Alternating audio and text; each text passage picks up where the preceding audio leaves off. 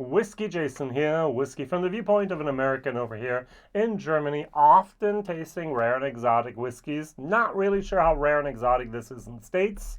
Milam Greene Triple Cask, a blend of straight bourbon whiskeys. 47% ABV, which is 94 proof for all my American friends out there. So, Whiskybase number 157845. Now, this is imported into Germany by someone called Mike's Whiskey Handel. Handel is trader or a shop. And he is in Munich in Germany, and he has a few different brands. He has under contract for Germany, and that's one of them. At the time of this filming, we have 3 different products from Milam Greene. First of all, we have the Milam Greene Rye Port Wine Cask Finish. 47% for 66 euros over here. It's MGP juice finished in a port cask. I did not see a reason to buy it. The same thing, to be honest. The Milam Greene single barrel at 43% ABV. Why did you bottle it at 43% ABV? That's 70 euros over here. I just looked at it. Also, what was it? Was it MGP or was it Kentucky here? Wait a second here. It was here. It doesn't even say on there. What does it say here? Single barrel bourbon. It doesn't even say Kentucky on there. So let's guess that it's going to be here. Also MGP juice, which is just like here, straight bourbon whiskey. Has to say in the back, doesn't it? Usually I'm better than this. Usually I've done this on my other video. And so it's just like, come on, 86 proof, 43%. No, thank you. That was cask number 524. But what I did buy, and that's what I have in front of me now here, is then our nice little triple cask. I was like, oh, that's interesting. Now, normally, I'm in the process of helping a distillery create some whiskeys, some new expressions, and we had bourbon, we had rum, we had port, and we actually mixed the bourbon, the port, and the rum together and created a triple cask, which I loved. I really, really liked that. I asked my fans online on a live stream just the other day, what would you prefer, the triple cask or the double cask? And the majority, like 70%, wanted double, not triple. It's like, you don't understand how good that was. Now, this is not 3 different types of cask. It's all new charred oak. Stop. Full stop. This is a blend of 3 different states. Straight bourbons from 3 different states in America. Now, most of us probably know this, but I'm going to repeat myself anyways. In Scotland, single malt means 100% malted barley on a pot still from one single distillery. At the moment where you take one distillery single malt and take a different distillery from single malt, you have a blended malt. In America, you can literally take 70 different distilleries from Kentucky, put them all together, bottle it, and say, Kentucky Straight Bourbon Whiskey. It's legal. It's normal. Think of all the different places distilleries have more than one site where they distill. And still, they say straight bourbon. Unless it's bottle and bond, it can be from many, many different sites in one state. So as soon as you go across state lines, let's say you distill in Lawrenceburg, Indiana, and you distill on the other side of the Ohio River, maybe just 5 miles away. Let's say close to New Riff. Now, they're a little bit further than 5 miles away. But if you mix those 2 together, you would not have a straight whiskey. You would have a blend of straight whiskeys, max. And so you have here Indiana, you have here Kentucky, and you have here Tennessee whiskey. So we know Barrel's been doing this for quite some time. I think Lost Lanterns made some interesting blends as well. And other independent bottlers in America now, which is a new thing, wasn't there 10 years ago, at least hardly there at all 10 years ago, have now been creating interesting blends. United Pursuit makes great blends as well, right? And so what we have here is a blend. Now, if you go to the website, or like I did, you go to the website here of Milam Greene, you'll first of all, you can read a little bit about the story. So you have two founders, Marcia Millam, and you have the whiskey master blender, Heather Greene. So two ladies. And they have a third lady actually on board with Kentucky veteran master distiller Marlene Holmes. Now, their distillery is in Texas. It is, to be exact, here in Blanco, Texas. So if you have San Antonio, you have Austin, you go over about an hour in this direction, go up an hour in this direction, that's where you have Blanco. All right, so Austin, San Antonio. So Blanco's here. Houston is about 2, maybe 2.5 hours away, depends on traffic. And Dallas, Fort Worth is about 3 hours. So when I was in Dallas, I wanted to go down to Waco. It's like over 90 minutes one direction. I just didn't have enough time. I was going to spend 3 hours in the car to go visit them on that one day that I had just 4 hours free, not to do anything. It wasn't really feasible, but Waco is closer to Dallas than it is Blanco. All right, so what we have here is we have a distillery, and they do have a 500 gallon, is that correct?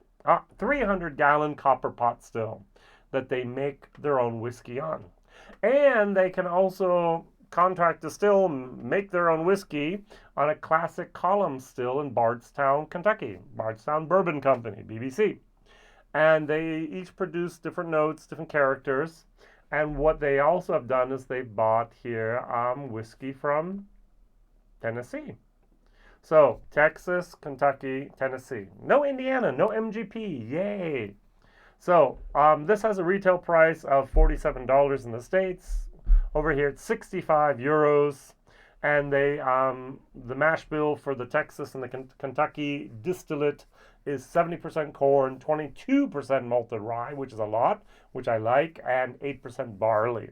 And of course, they have their own yeast. So proprietary yeast. Well, thank you, Firm Solution and Wilderness Trail and so on for making that possible. So what am I going to compare it to? I'm just going to go over to something else that has 47%. It's the Elijah Craig. Now, I can literally get 2 of these for the price of 1 of these. All right, so I'm paying 33 euros over here for this at the moment. All right. So, and I can get this for 65. So, this has a little bit of a different mash bill.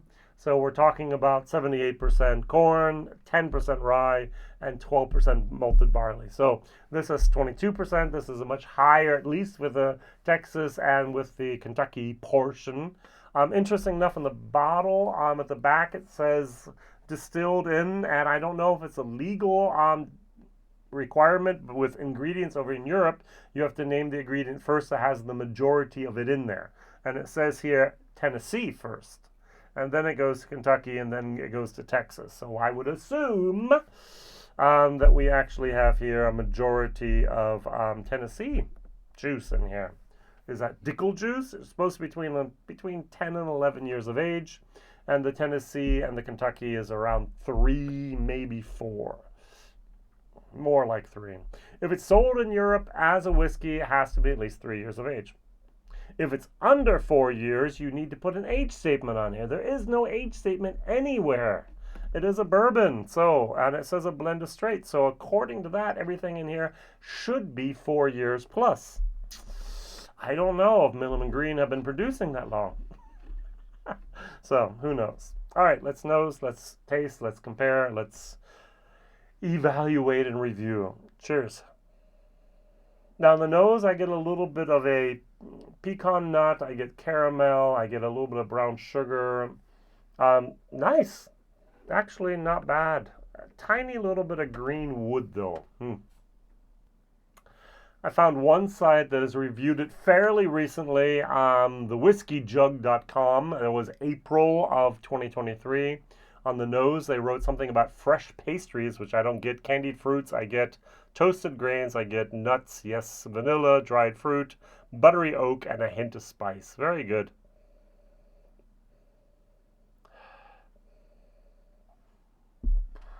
somewhat just a normal bourbon for me. All right, nothing out of the ordinary. A tiny little bit younger and greener than I would like.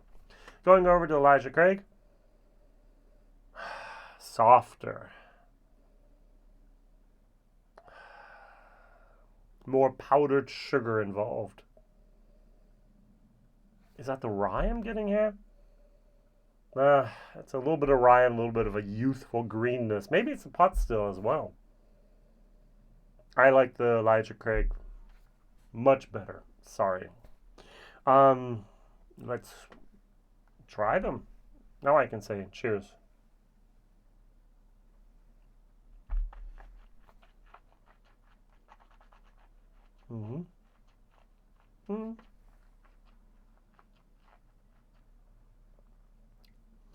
Tiny little bit of heat. Got a youthful green tree sap moment going on here. And more towards the end, actually. It's like, yeah. The finish really doesn't excite me. More of that candied. I get pecan pie. I get a little bit of a. Okay, I want to say dried plums, and I don't want to say prunes, but all right. So prunes, a little bit of prune juice there. It's got the vanilla. It's got the wood. It's got even a little bit of like a caramel popcorn moment going on here. It's got some wood. This is a solid C whiskey. This is good. For $50, I would think about buying a bottle. Now, I won't go out there and I'm not going to be hunting for it, but solid. Oh, look, 93 points for the whiskey. What was it? No, the wine enthusiast here. Yep. So they got that there. Not bad. Not bad. Now, it just might be me glorifying it. So let's go over to Elijah Craig. I need to finish off this bottle soon.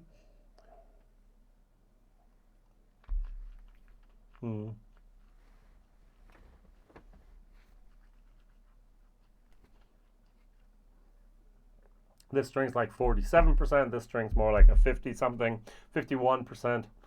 A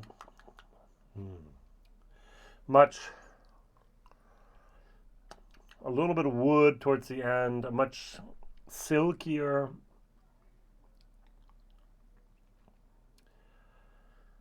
expected flavor profile aroma. This has a little bit of craft, and I mean that unfortunately not in the best way, but rather in the insulting way.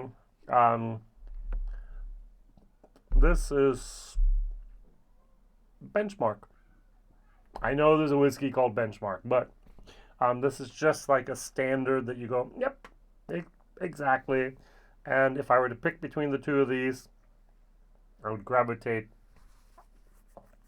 more towards the Elijah Craig. All right, just put a little bit of water in here.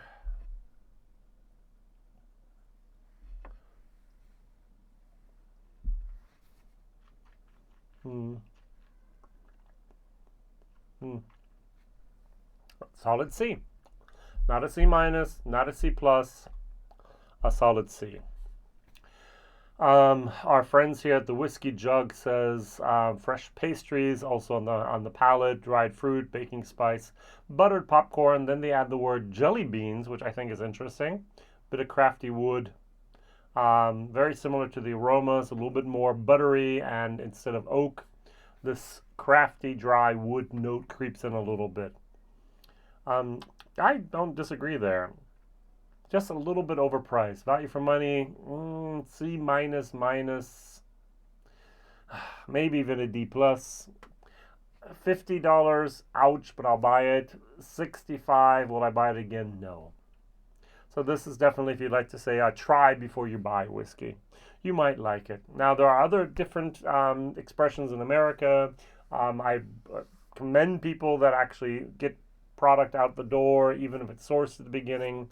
I personally feel that New Riff, with their OKI at the beginning, source whiskey, the New Riff was their own whiskey. That was the way to go. if you're doing that. So you do have all the distribution set up, but the brand recognition of the new brand has to be, it can be separated between the two. And so I would have hoped that they would have done something similar here, but oh well. So they're using the same name for their own as well as sourced. But that's the world that we live in. So my first question for the geeks out there: what whiskeys do you know that are a blend of straight rye or bourbon whiskeys? Sagamore, for example. Oh, I don't have a bottle here. At the moment, there's still a blend of MGP juice that was bought and their own juice which they have made. Soon it will all be just, instead of it'd be a Maryland straight rye whiskey, but they're not there yet that is 100% in all their bottles. And of course, the double oak is going to take a little bit longer because it's that extra aging in those extra barrels, which will take a little bit longer there, those months added to it. Second question, if you can't answer that, what is your favorite Texas whiskey? That's something you might be able to answer if you really think about it. Thank you very much for watching, liking, subscribing, maybe even sharing. And thank you very much that we have this now in Germany, Mike's Whiskey Shop in Munich. You can go visit him if you're in Munich anytime. Just look at the website. It's, I think, all in German, but he talks great English. So give him a call and say, hey, I'd like to come by. You have to go through his lamp shop, go up to the first floor, second floor, however you want to, ground floor, first floor, second floor, depending on what continent you live on. In Germany, we call that the ground floor and then the first floor. And then you can go into his nice little bar, tavern. It's amazing there. All right, Whiskey Jason, over and out. Bye-bye.